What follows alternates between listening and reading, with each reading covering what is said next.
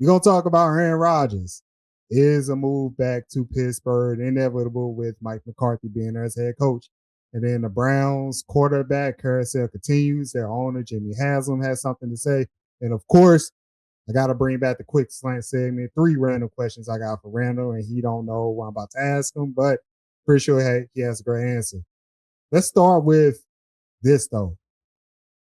Kirk O'Chains is going to Las Vegas. Kirk Cousins. Not only is going to play for the Raiders, but he signed a 5-year, $172 million contract. Again, 5 years, 172 million. Now, Matt, Mason, Noah on the Stacey on Sports podcast show on Underdog podcast, we were talking about this, and they were saying, at least Matt was saying, like, he should, just take a backup role. That's where he at right now. Not so fast, says Kirk Cousins and his agent. He's going to Vegas. When you saw that signing and that money, what was the first things that came to your mind? Well, the first thing I did was look up the name of Kirk Cousins' agent. His name is Mike McCartney. It's not Mike McCarthy. No, it's not Mike McCarthy. It's Mike McCartney. McCartney. And basically, I was looking at his career. I was looking at Kirk Cousins' career earnings, and like most of his money has been guaranteed. Because if you think about it, when he first signed his deal with the Vikings, he was the first one to sign a fully guaranteed deal. So, and I looked at his career earnings, and he's earned over $325 million so far. When I actually looked at the details of this contract, really, it's only like the first year is the only guaranteed deal where it's a $20 million deal.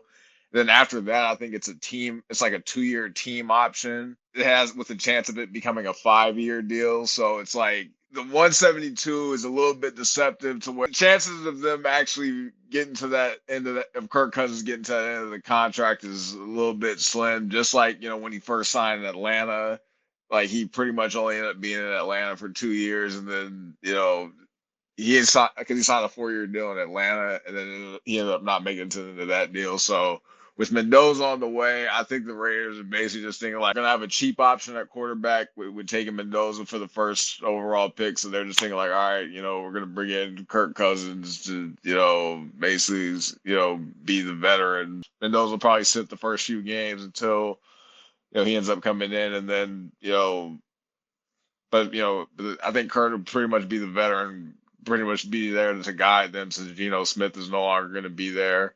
So I think $20 million is, more or less to be like one of the better backups in the league, better, bridge starter backup role. I think that's pretty much par for the course in that sense. So I think like, it looks out. I think the deal looks a little bit more outrageous, but when you actually look at the details of the contract, like it's not as bad as it looks on the surface.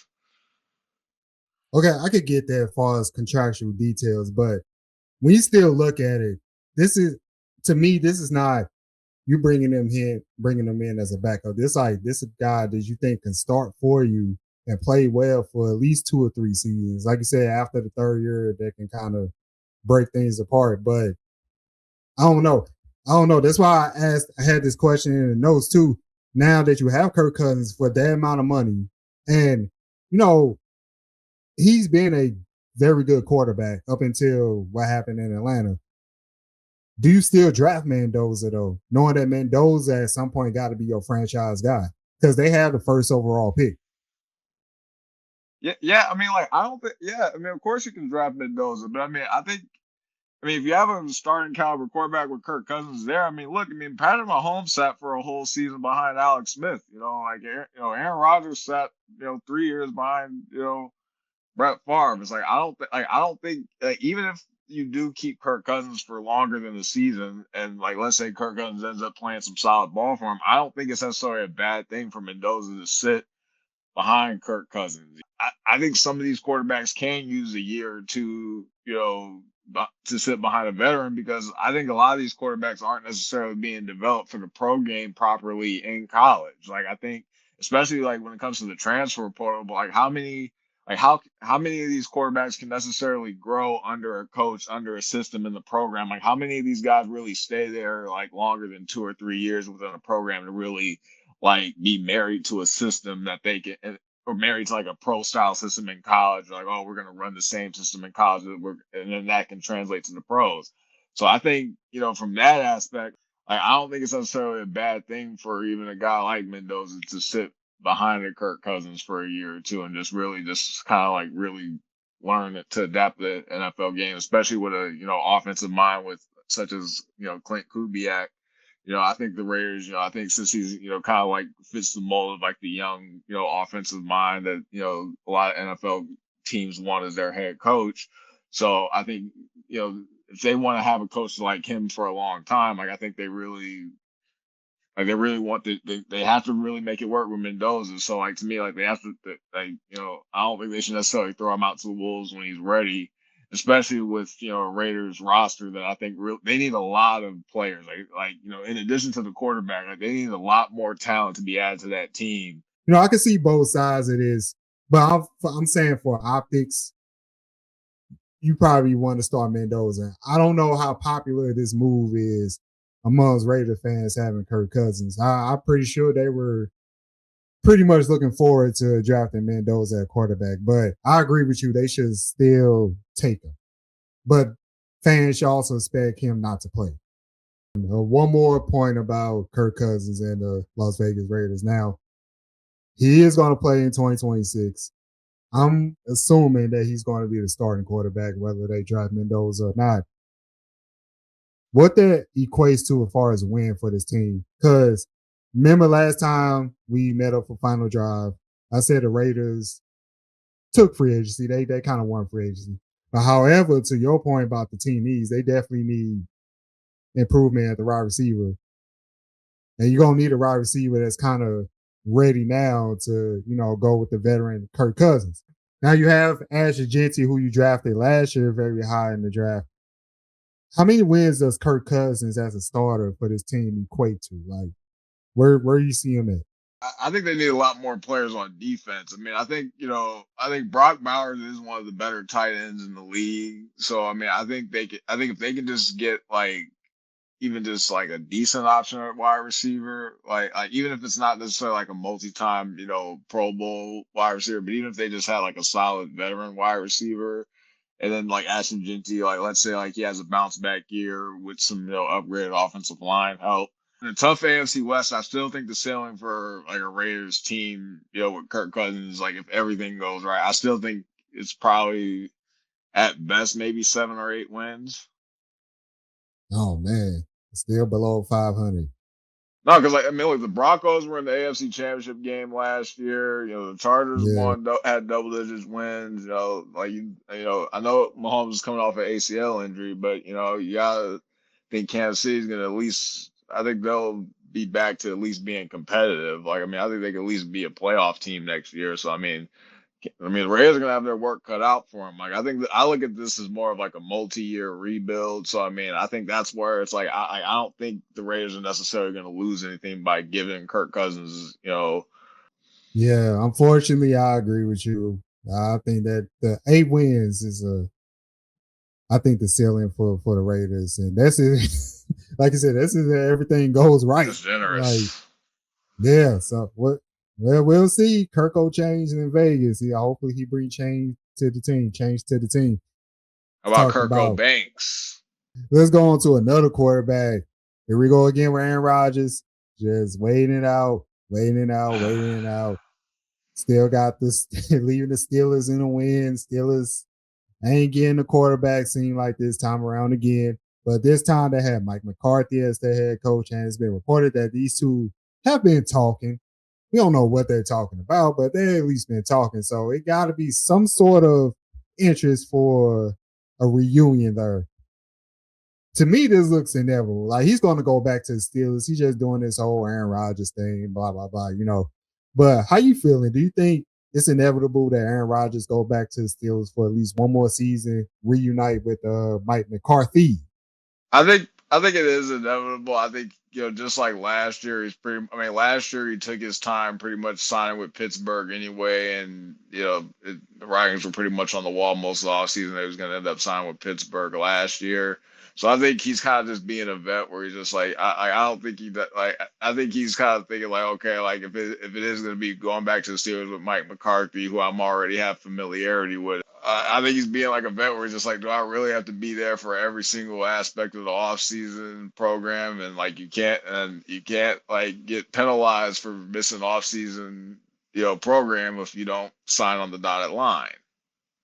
So I mean that's where I just kind of look at it. He's just being like a typical, vet. And then of course in Aaron Rodgers fashion is less like, I mean, he's not. I don't think he's made any like Pat McAfee appearances or anything to that effect as of late. But you never know. Like that might be on. I don't want to put that in the universe where that might be on the way, and then and then he'll probably say something like, "Oh, I'm still 50-50 on whether I'm coming back." Like he'll say something to that effect, and then they'll end up re-signing. So he's just Aaron Rodgers will kind of draw it out with his dramatics, but I think he will end up re-signing with Pittsburgh, and I think we'll see how that goes. I think they're another team where I think the draft coming up is going to be very important. I think they definitely need some more talent on this team. Like even with Aaron Rodgers re-signing, it's just like another year older, he was able to, end up winning they ended up winning a weak, AFC North last season, but we'll see. The Ravens, they have a new coach as well, so we'll see how they might end up having a bounce back year. We'll see. We'll see if Joe Burrow can stay healthy. He's always, the Bengals. When he's healthy, the Bengals usually have a high-powered offensive attack. For what it's worth, he did have a decent season last season throwing the ball. But this time around, I expect the Pittsburgh Steelers to be a little bit more competitive to bring back Aaron Rodgers, so you have that continuity there. Then you just signed some veterans, Rico Dowdle running the ball. You traded for Michael Pittman. Hopefully DK Metcalf stay on the field and don't try to swing on fans and things of that nature. They have enough pieces to win the division. I think the AFC North is winnable, except for the Cleveland Browns. But it's a move that's going to happen. It's just a matter of when, like you were saying, and you don't want to go to mini camp and OTAs, and you got to go to training camp though. Like, got to build some camaraderie. Quick slant segment. Got 3 random questions I wrote down for Randall. He don't know what I'm about to ask him. They're right. Question number 1. Stephon Gilmore, 5-time Pro Bowl cornerback, just announced his retirement. How would you remember him? Do you think he's among the best corners that we've seen in our generation? I would say he's a top 5 corner within the last 10 years. Like I would say that because he was like one of the few corners that was able to win a Defensive Player of the Year award. He was able to do that with New England, and I think he was able to win a Super Bowl there as well. So I think he had some solid years, and I think and even at a couple of his other stops, I think he's had pretty much a positive impact in most of the places that he's been. I think Belichick was one of those guys that he was really, really high on him. So I think he probably is I'll probably say he's like a more on top 5 corner of the last decade or so. Yeah, I agree with that. Definitely agree with that. Question number 2. It has been announced that the Seattle Seahawks will be featured on Hard Knocks this summer. Would you tune in for that? Yeah, I think it'd be interesting. The thing is, I don't really pay attention to last year because last year just kind of seemed like I just caught the gist of it. It was just like, all right, I got this. It's like, all right, we got Josh Allen, and that's what it just seemed like. It was just a we got Josh Allen fest last year on Hard Knocks. So, but honestly, when you look at Buffalo and you watch them play, that's pretty much how they play. It's like they're so Josh Allen dependent, and I think that's kind of like a major problem with them. But I think Hard Knocks, I think I'd be interested to see Seattle especially when it comes to Mike Macdonald and like how he's been like a real culture setter and how like within 2 years, like he's been able to, take, Seattle, they were kind of in the stalemate, the last couple of years, with, Pete Carroll, like even, in the last like year or so when Russell Wilson was there, like they were kind of stalemating and kind of, reached a plateau. And then now you saw like Mike Macdonald like come in and kind of, be like a fresh voice in there. I think it would be very interesting to see like, how he interacts with his guys and like, how he's been, and really you just want to see like how like he's been able to build that trust like within his team. Question number 3. Your Eagles, NFL draft. What is one position they must secure coming out the draft? We need Lane Johnson's replacement on the offensive line. Like, I mean, I think last year, like the offensive line, like I think it took a step back. Like, we had some injuries. Like Landon Dickerson, like he'd basically been banged up most of the season, so like he didn't play up to the standard that he normally played. And then Cam Jurgens, like he had off-season surgery, and he wasn't, and he didn't play to the level that he played the year before. So, and I think Jordan Mailata, he just flat out wasn't good. Like, he just flat out played below par, like at left tackle. Sometimes you have to wonder, is like, when it comes to like, doing the tush push all those times, it's like, sometimes you start to wonder, like, has that wear and tear added up on the offensive line? So I think because of that, we might need some new, young blood as far as the offensive line. And I think, and I definitely wouldn't be surprised if we draft a receiver, just given the fact of, with the AJ Brown situation still up in the air, I think if we do end up moving off of him, because I mean we end up signing some veteran receivers like Hollywood Brown, but like I think part of me feels like they might be preparing to where like what I mentioned earlier, where we might end up if we do end up moving AJ, it's probably going to be after June 1st. But let's go to our last topic. Been talking about quarterbacks pretty much this whole show. Got to go to this one more time. We've been here on Stacey on Sports, been following the Browns quarterback room for like 2.5 years now because it's a carousel. Like they're the definition of a quarterback carousel. The owner, Jimmy Haslam, said the team is reportedly cautiously optimistic about Deshaun Watson coming back, possibly taking that mantle at quarterback.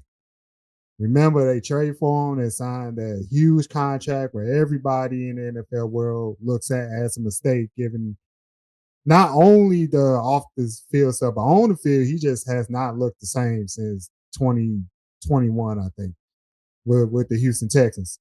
Keep in mind, the Browns also still got Shedeur Sanders and Dillon Gabriel.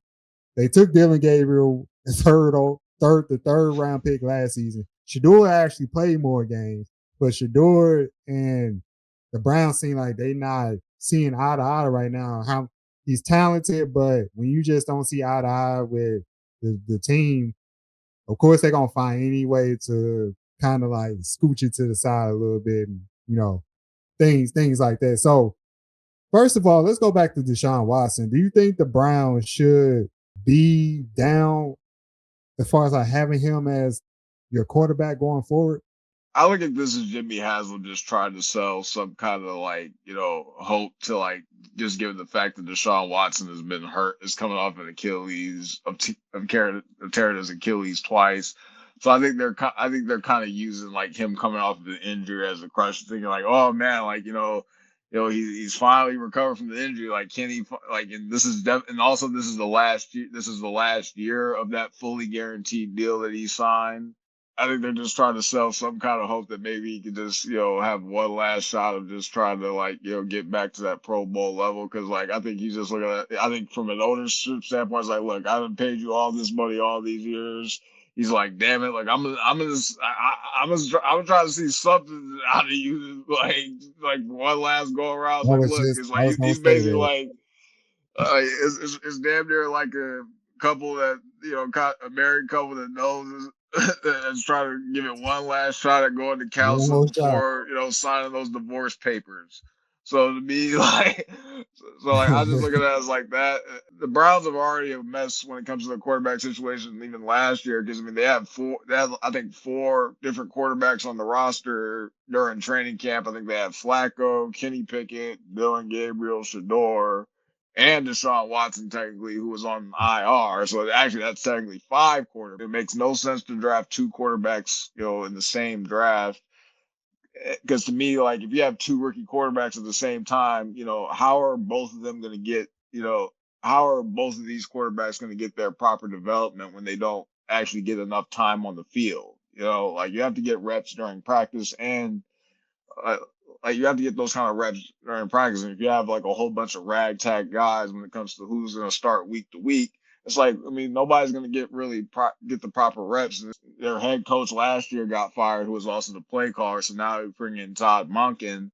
You have a new head coach. Who's now who obviously has to work with the quarterbacks, but obviously you have to manage the whole team. So it's like to me, like it's just like this is just another domino where it's just like the Browns, like they're just consistently a hot mess at quarterback. Shador showed flashes, but like I don't think he necessarily showed enough to necessarily say, oh, okay, he's for certainly our franchise quarterback. So I think they're kind of gonna have a quarterback competition with him and Deshaun like during training camp. But I still think there's a chance that Shador ends up, still getting the job anyway. Because I do think, I do think, I think when it comes to like being in the locker room, like I think a lot of the guys like in the locker room probably want Shador, to be successful. But I think they want him to. I think they definitely want to see his growth probably within their program. But we still gotta see it by the end of the day. Like we still gotta see it happen on the field. Yeah, I do want to clarify a bit. I mean, Shador at eyes with the team, like management, not the team locker room. Because you're right. I think even though Yeah. he even though he was up and down, he did show flashes, and then also like I think the team kind of like Shador, playing at quarterback because he at least gonna want to take on that pressure and want to be great. First, Dylan Gabriel, I don't get that type of vibe. And also, I do agree with you that I think Jimmy Haslam just trying to save face here with Deshaun Watson. Like you said, this is last season. It's been filled with injuries, and then when he's on the field, it has not looked Wasn't good to say good. the least. So it's like when you look at it from that sense, it's like it was kind of doomed from the start because at the end of the day, like if you go back to the fact that he initially turned the Browns down, Yeah, it's like yeah, it was never meant to be from that aspect. It's just like it was just a nasty marriage from the beginning. yeah, and Like I, it I, was for the wrong reasons. yeah, and I thought they was gonna like move away from Deshaun Watson, slowly but surely, and then had that quarterback battle between Shador and Dylan Gabriel. But this goes to my second point on this topic. What does this statement about Deshaun Watson from the Browns owner say about those two quarterbacks? Like, do you not believe it in them at all, and you're going to keep them as your backups going forward? Like, what does it say about Shador and or Dylan Gabriel? I think it basically just means that I think in the eyes of the Browns organization, like I think neither of them have done enough to necessarily have their faith that they're going to be their franchise quarterback moving forward. To the point where they're willing to give like somebody. I mean, it's not like Deshaun Watson's like beloved by the Browns fan base, but because but from the ownership perspective, it's being like, hey, like I've invested money and like so much money, and then technically, like the main thing that Deshaun Watson has on his side is the experience. Like at least he's been a star. At least he's been like a starter in the NFL. So I think he's basically gonna look at it just like last year, where it's like when they had Joe Flacco there, that Joe Flacco was gonna start the season as the veteran starter. A lot of the ownership group that the Browns have had over the years, it's just been the same. It's been a constant mess when it comes to whether it's been the GM. They've had multiple GMs, they've had multiple quarterbacks, they've had multiple head coaches, and it's just they've just continuously just can't seem to put it all together. Like I mean, like Myles Garrett is a first ballot Hall of Fame level player. You Absolutely. know, like Joe Thomas was like an all time great offensive lineman. You know, for the Browns. So I mean, they have had like they all even like even a guy like Joe Hayden was like an elite corner for the Oh Browns. You know, yeah, so I like remember Joe Hayden.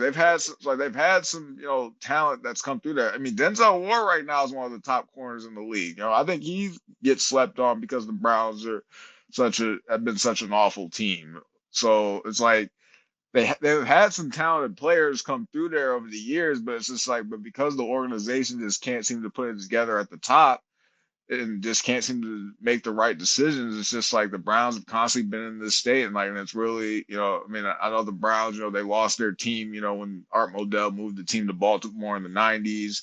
They got their team back as an expansion team, but right now it's like it seems like they've pretty much. It seems like they haven't grown from being an expansion team since '99. I mean, it's Oh sad to say, man, but it's like, it man, is like sad, man. It is sad. yeah, I feel from the folks up there, man. The Dog Pounds, that's a loyal fan base, man. Oh yeah, They diehards up there, man. Like oh, yeah. they deserve better, man. I feel for that fan base.